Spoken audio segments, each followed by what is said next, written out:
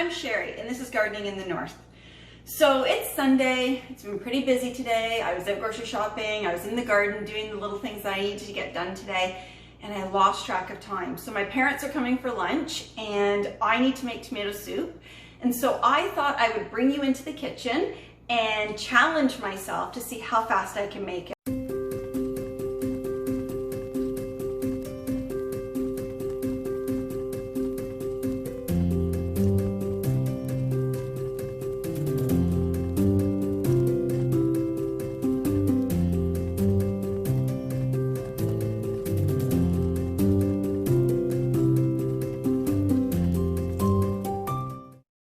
So as a hockey mom who has a full-time job and a 2,000 square foot garden space and everything else that comes with having 3 children, I find that the quicker I can make meals, the better. So I'm always looking for tips and tricks.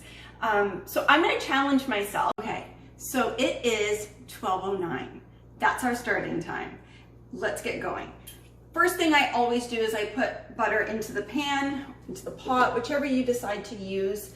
I don't necessarily follow a recipe. I kind of just throw things in and then at the end I taste it. So for referencing a recipe, I'm going to say that I'm going to use 2 tablespoons of butter and I'm just going to throw them in to the pan.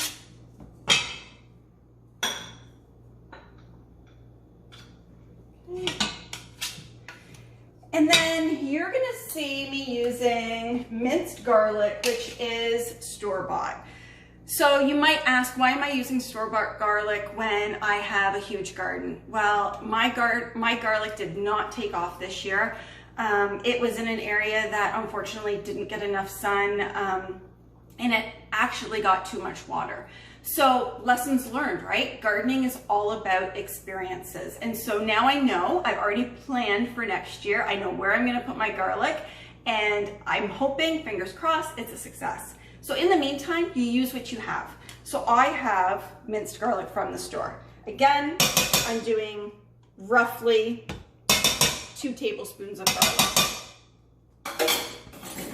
Okay. So what I do have from the garden are my onions. So I'm going to try my best to get these cut up while that butter starts to melt and without crying. So just get this. Okay. And so I am going to put in, 1, 2, 3, 4, 5 onions, because who doesn't like onions from the garden? They add such a nice flavor. They go wonderful with tomatoes and peppers. Okay. And so I'm trying to go fast, and here come the tears. Somebody on my other video mentioned that I needed onion goggles, and I really do. I have roughly 400 onions out there. So as I preserve them and put them up, I'm definitely going to be needing that. Okay, and so you can see the dirt that's on the onions right now. I literally just grabbed them from the garden. And so I'm just going to give this a bit of a stir. And then I'm going to literally just take the onions and rinse them.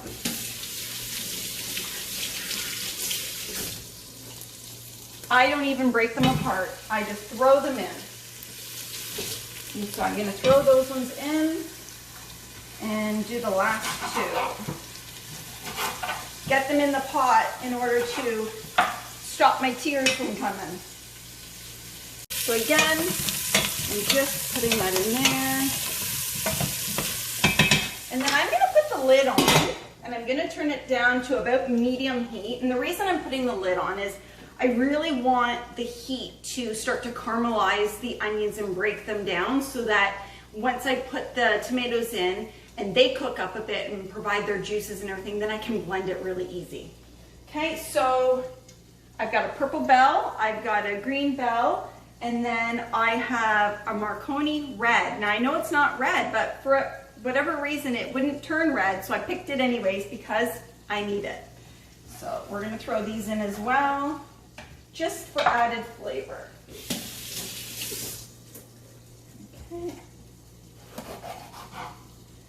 And so one of the things that I'm going to do, even though I've put myself in a challenge here, I'm actually going to save this.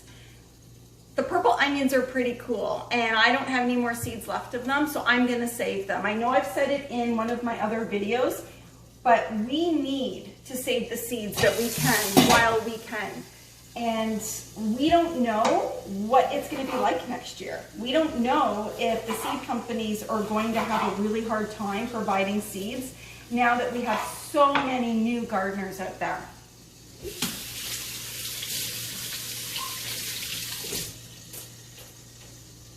And again, I'm just literally throwing it in there. I'm going to add one more tablespoon. And I'm going to give that a stir. Okay, that is coming wonderfully. I'm going to turn that down to low, and I'm going to cut up the last pepper.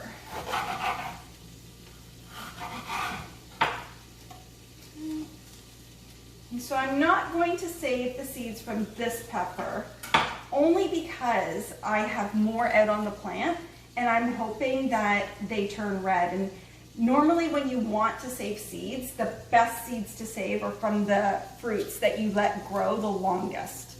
So those seeds become a little bit more mature, and those are the ones that you want. Okay. So I'm going to give this a stir. Okay, so I'm going to let this sit for 2 minutes, and then I'm going to add the tomatoes, and I'll bring you back. Okay, so take a look. It's been about 3 minutes. Everything is starting to caramelize really nice. And so at this point, I want a little bit more liquid in there. So what I'm going to do is I'm just going to start throwing in my cherry tomatoes.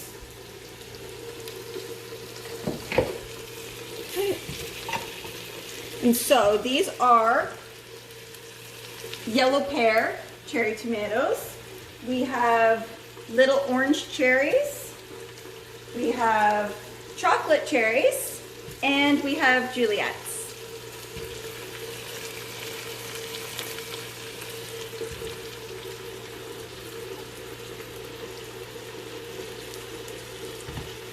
And so I'm just throwing them in because they're all going to break up anyways. I don't think that there is a need to spend time cutting them. I usually don't cut them and everything turns out really well.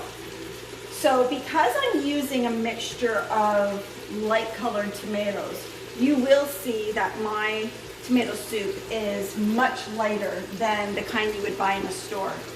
But it has an abundance of flavor because all of these types of tomatoes have different flavors that come together alongside the butter, the garlic, and the onions from the garden.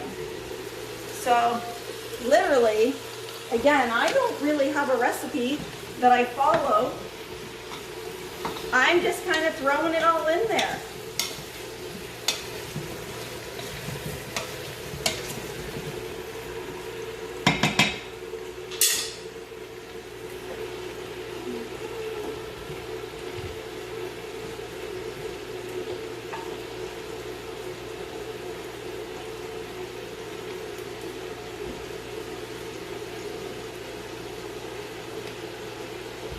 And so this is literally garden to kitchen, because you'll notice that as I'm pulling them out of my basket,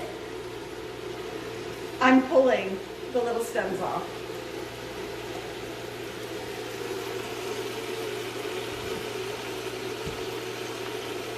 And so I also want to point out that you're probably wondering why I haven't rinsed off the tomatoes.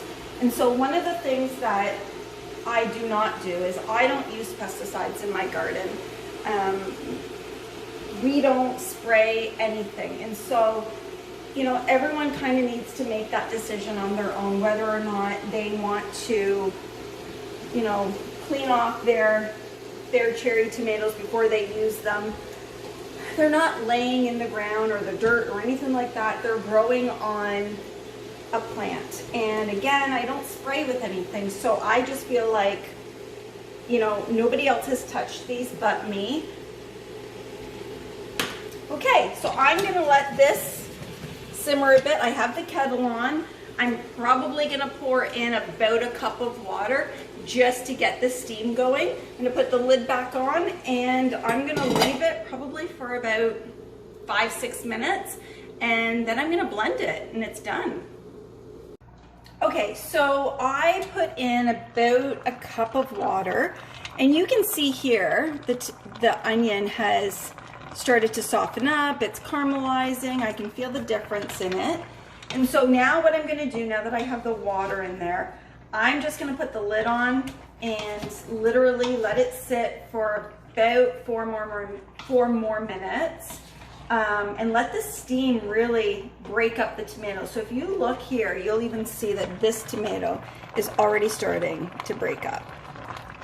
So that's one of the benefits of using the smaller tomatoes, is that you can basically throw them in, go do something else, come back in 5 minutes, give it a stir, again, go do something else and come back. So we're gonna let this sit 4 or 5 more minutes and then we'll come back. It has been 28 minutes from start to right now. So let's take a look.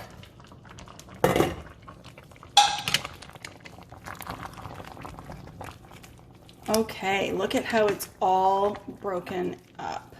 And the tomatoes, they feel nice and soft as I'm pushing them around.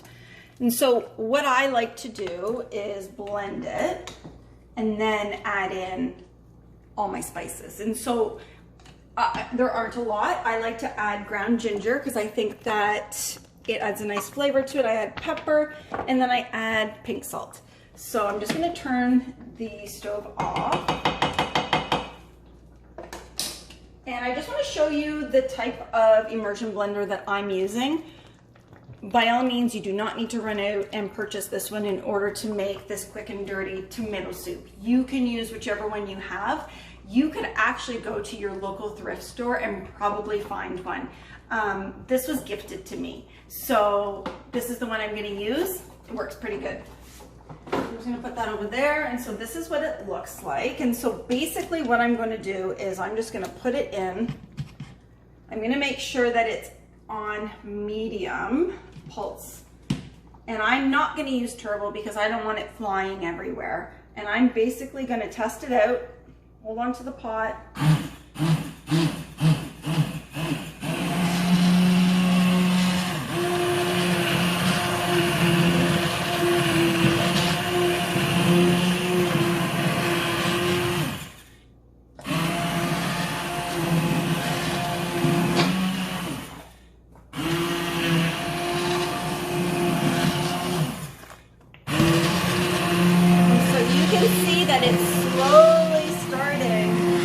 Blend up.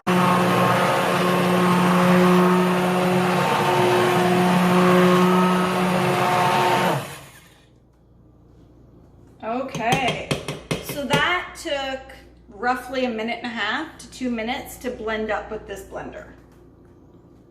Okay, so the next thing that I'm gonna do is I'm just gonna add a bit of salt. I haven't tasted it yet, but just from experience, I know that I like adding a tiny bit of salt because I haven't added chicken broth to this. It's just been water. And then I'm gonna add pepper. I'm gonna add a little bit extra than I normally do because I know that my dad and my mom really like pepper. And then I'm going to basically sprinkle this in. And so if I were to tell you how much I'm using, this was probably half a teaspoon. That's all I have.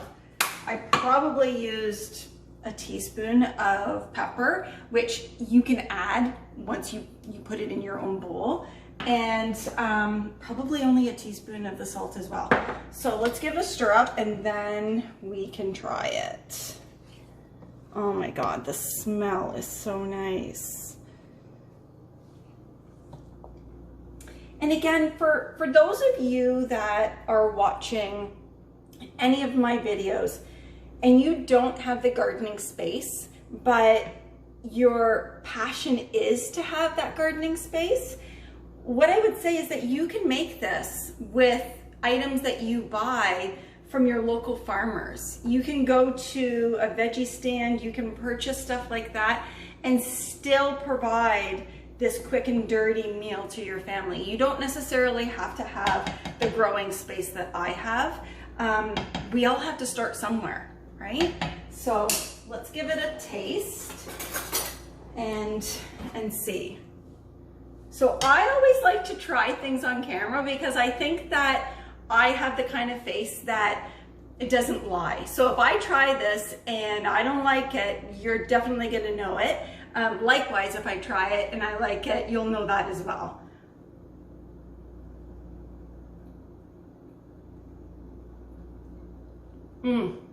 So nice. Needs a bit more salt though. So I'm just going to throw the salt on top, and basically I'm just going to leave it like this until my parents arrive, and I'm then going to serve it with some shredded cheese. And so I like to use the nacho cheese because it gives even more of a unique flavor to it. And I also like to put out the everything bagel spice. Okay, so I'm growing the old German tomato.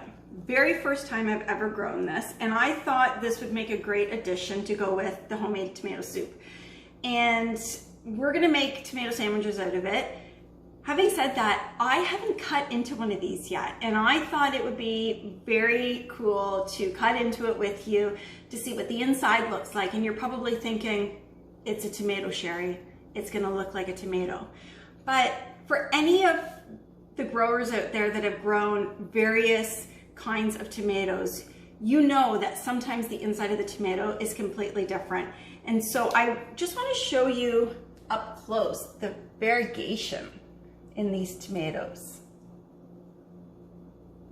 Okay, so I prefer a very thin sliced tomato on my sandwich. So I'm actually going to slice it thin, and then I'm gonna cut a piece of it. Oh, that is super cool. Okay, so the test is gonna be whether or not the taste matches the look of it. So let's try this. Oh, Nicole, that's gorgeous. Okay, so. And this is why I think it is amazing to grow new things. Okay, you're not gonna find this in a grocery store. You're not gonna find this variety, it's so cool. Okay, so I don't even need salt in my tomatoes because I just think they taste amazing as it is.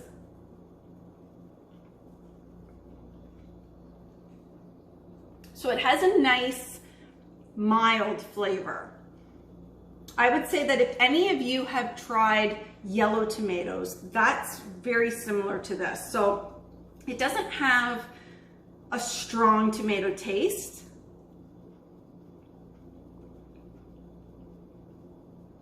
but the coolness of it would probably push me to grow this again. I challenged myself to see how fast I could make this soup, and I was able to make it from garden to kitchen in 33 minutes. Thanks for sharing your time with me.